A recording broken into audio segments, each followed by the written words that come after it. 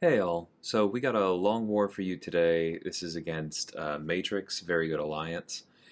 And there are going to be two themes for this war today. Number one, using the right matchups for every fight. And number two, somewhat related, a solo is a solo. Because I think literally every one of these fights has a boo-boo somewhere in it. So first off on this Kraven, this is solid placement because Kraven himself can be kind of annoying if he throws those special ones, and also the regen on this node can get really significant if you're not able to control it. And dancing back and allowing them to fall off is probably going to let Kraven do the things you don't want him to do. So rather than try and heal block him or land anything else, I just tested the heavy counter with Tigra and I was like, yep, that'll work. This won't take very long. Because this is my first war with Tigra as a rank 4. Now, unfortunately, he did dash out of 2 of the hits of that special 2, or he would already be dead. So that was unfortunate. And then I think I just got thrown by his AI right there. I thought maybe he had finished the comp. I think what that is I'm just not familiar enough with his full move set yet that even though I dueled him, I didn't know where the end of his combo was. I reacted late, I got parried. So unfortunately, that's going to be a potion later. But very, very good matchup. If I hadn't done that, or if I had made sure that the special 2 actually, the whole thing landed, then that would have been very, very simple. It still was simple, it's just going to be more expensive this time. So then we're taking yet another rank 4 Peni Parker on Power Snack, becoming something of a theme this season. There are a lot of answers here with Defiance, the House of X pre-fight, but this is the one that we've sent the most. It's extremely comfortable for me. It's just going to take a while for me to send anyone other than myself with Reed, knowing that even when he was a rank 3, I ate a special 2 once and survived. That's just a really high confidence booster right there. So as usual, we throw a bunch of heavies. Now, I probably could get the spacing down so that Reed could counter every single one of her special ones, which would burn her charges faster and accelerate this fight quite a bit. Personally, I don't think it's necessarily worth it. I think in this fight, I may even go for it once. Maybe it's right here, yeah? And if I had done a light there, I think it would have landed, but you can see how Reed's heavy range is short enough. It's just, yeah, I don't think it's worth it. So we accept the power burn off that special 2. It's just going to happen sometimes. Not a big deal. We already have the 1. We are fully ramped on the 1 passive. So we have extra power gain. We've cut hers in half in terms of combat power rate and more than in half in terms of anything else. But the only ability power she has on this node is backup recovery, which will trigger now, and we've fully reversed it, so it's actually a power drain. This is just a really, really simple fight, because the House of X pre-fight removes her most potent tool in the auto block, and then Reed turns off everything else. She's not going to have that many specials because of the suppressions.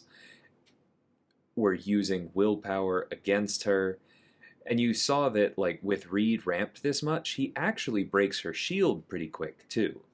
So I could have played it that way and gone for longer combos, but with the Careful Study passive already giving us this much power gain, to me it made more sense to just go to the special 3.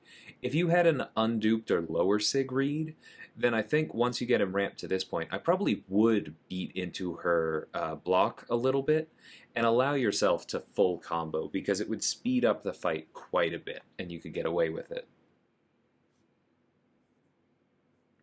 So that one was a little bit better. I don't think I actually got hit there. It was just the one heavy that I shouldn't have thrown. To me, that counts as a mistake because I could have been punished.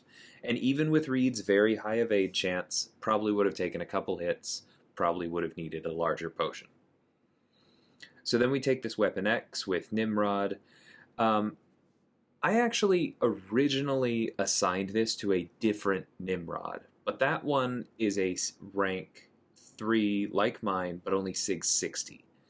And because I've taken Weapon X with Nimrod in war a few times, and at the moment there isn't an easy to get to dual target for him, we just decided to go with this because it was going to be that much safer. But the basic approach to this is going to be very similar to the fight against Kitty Pryde.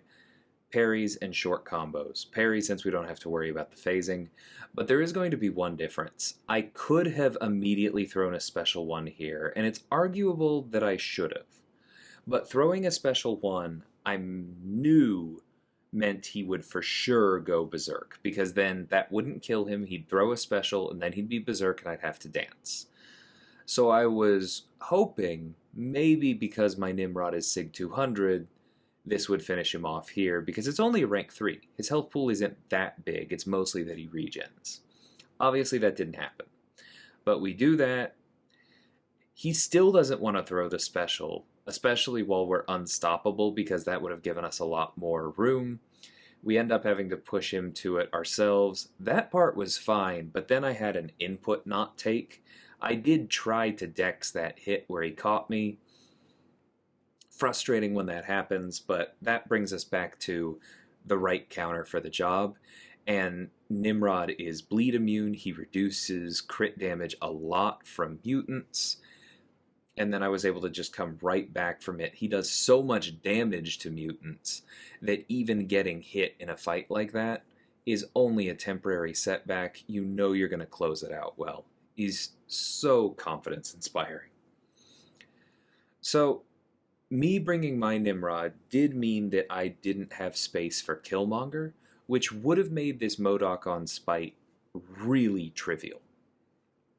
Like, that's just probably one of the easiest matchups on the map at the moment, given that Defiance makes Killmonger immune to Spite. Would have been nice. But it was also the only Killmonger fight. So I think ultimately it was worth it to do it this way and just take MODOK with Reed.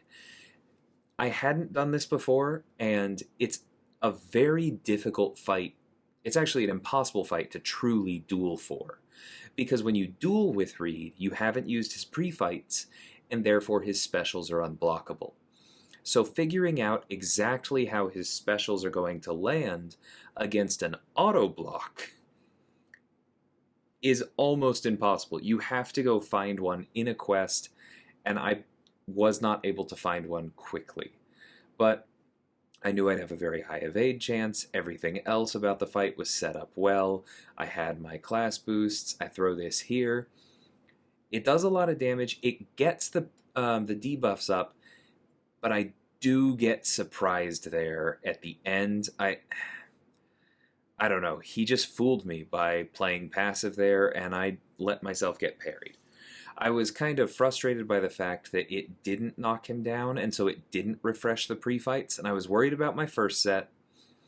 I should have just let them expire without me getting hit, since me getting hit meant that they expired anyway. But this is also proving how solid Reed is for this, because he has plenty of health. We did keep the second set, and now we're just trying to do a better job than we did that time with this next special 2. Took down the shield right on time. He does auto-block it, and notice he tries to do the same weird thing, where he just idles forward, not blocking, waiting for me to do something, so he can take advantage of the fact that the AI will always react faster and parry me, like a little cheater. I hate when they do that. But we were able to wait long enough that we parried, we refreshed him. Similar thing here after the third special 2. And then this fight is over. Even though he doesn't have willpower, at this point we can just parry combo out. Like, we have plenty of time left. I even managed to intercept with a special 1 to get extra charges. Didn't need to do that, but I was confident the shield was on cooldown, and it provides a benefit for later in the map. So then I have to heal up. At the end of this video, I actually am going to go over my loyalty cost for the first half of the season thus far, and just talk about that for a minute, because I have been tracking it using Campo's spreadsheet. But for now, we'll just say that this war was definitely one of the more expensive ones. So we take Mojo here on Aspect of Evolution and Kinetic Transference. Good placement for him. But I honestly think that this season, Mojo shouldn't really get any kills, because there's so many Defiance attackers that even if you can't fit a Spider-Man 2099, you should be able to fit somebody else who counters him well. And in this case, that's going to be Reed, because it doesn't matter how many of his prompts we satisfy, he's not going to place haters on us. Now, there is still the fact that, if the AI idles forward and does that little light attack thing, and you try and dash back or block from it, and your inputs don't respond, you're still going to get hit. So it is at least reassuring watching these fights back that I did feel like I had a very messy war. Watching them back, I feel like a number of these problems were less me and more the inputs. So I'm looking forward to the final version of that fix. But anyway, just the most vanilla Reed fight there could possibly be. You don't really have to worry about Kinetic Reactor, because you're cutting it in half as soon as the fight starts, and as soon as you get to your special 2, it just gets that much easier. You're not giving him much power when you hit him. He doesn't cross many bars of power, so Aspect of Evolution doesn't really come into play. Just super, super easy fight. So then we have Tigra against this Black Panther Civil War. Solid placement. He gains a lot of armors if you're not careful, but Tigra does turn all of them off. And he is one of the opponents where she will turn off the armor on the hit where she is applying Neutralize, which makes her somewhat safer here. Because it also means that she can more easily parry, because he just won't have an armor most of the time when she needs to stun him. Now, there is power efficiency on this node, and the AI has loved just hitting into Tigra's block lately. So there are things that can go wrong. Like you saw there, he did still gain an armor up because he's not being very nice.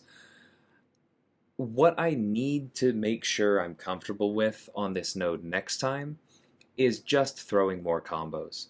Like, he's not throwing a lot of heavies, so I should just not insist on waiting for them. When he comes in and doesn't do the heavies, next time I need to make a point of doing more reparries and just landing mediums and lights whenever Neutralize is in danger of falling off. Because that fight went fine. I just took a lot of block damage, but I probably could have played it in such a manner that I had to take less block damage and throw more special 2s and fewer special 1s, just because I was spending less time letting my senses fall off. So noting that for next time. Then we have this linked Heimdall boss. Popular placement this season. Could definitely also take it with Sorcerer. Didn't really fit in this map. I know I can take it with Tigra. But there is one very important thing about Heimdall to know. And that is if he is at 84 or higher armor charges and Neutralize falls off, that can happen. The next hit, the one that would apply Neutralize but also takes him over 100 and procs the armor shows up before Neutralize does. And I thought I was going to be fast enough there, but I wasn't, and so he went unstoppable, and he actually parried the second hit of my 2-hit medium. Which is pretty annoying that that's a thing that can happen, but I dueled for it, I knew that could happen, and I just got greedy. I saw that he was at risk of proccing the armor on the next one. I saw that he was slow with that combo. I just should have waited the way I have with all of these others. Now, the other fun thing about this fight, on top of me trying to manage his armor charges as though I'm managing rock stacks against Thing, who also does that. If you're fighting Thing with Tigra, you want to have him at like 13 or 14, not at 12 or 15, because that's when the unstoppable can happen. The other fun thing that you'll notice is The brute force timer actually overlapped with the primal sense, the orange senses timer, and so for most of the fight, I wasn't sure I had it up. That's kind of frustrating. I really hope Kabam gets some of their UI stuff fixed.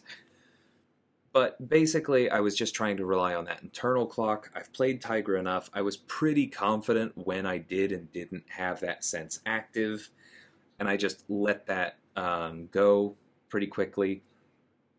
For the most part, it's a really simple fight as long as you keep in mind that armor thing.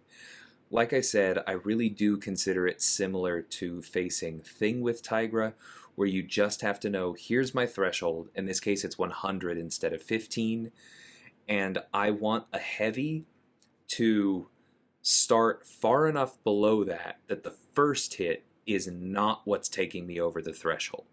Or if I'm throwing a special 1 or a special 2, again, I want to be far enough below that, in this case, 80 or below, because 84 is the danger zone. A landed hit gives him 16 of those charges. I want to be far enough below that the first hit is not the one that crosses the threshold. And with the exception of the very beginning of this fight where I got greedy, once I settled into it, I was very good actually about staying below that threshold. Sometimes that means he throws a medium into your block, and you respond with your own medium instead of trying to go for a heavy or something. Sometimes that means you throw a special 1 early instead of a special 2, because you know that's 2 hits instead of 3, you know you need to keep the neutralize up, etc. You just have to be flexible. Every single part of Heimdall's kit is easily countered by Tigra. She can land a heavy after his heavy, his special 1, his special 2. She can cause the special 2 to miss, even if it's unblockable. She has all the answers. You just have to focus on the armor timer. So unfortunately, we did lose this war. Matrix played very well, only died 5 times. We died 7 times. Cleaning it up a bit, but not enough. And a lot of those deaths were early and a little bit silly, and we just weren't able to come back from it because they clutched out their last 50 fights or so. So I know I said earlier that I was going to go over the items that I used in the first half of the season at the end of this one, but I think we can all agree this war video is long enough already. So look for that coming out soon after this. I'll save it for then. Hope you guys found this one interesting, and until next time, thanks so much for watching, and take care.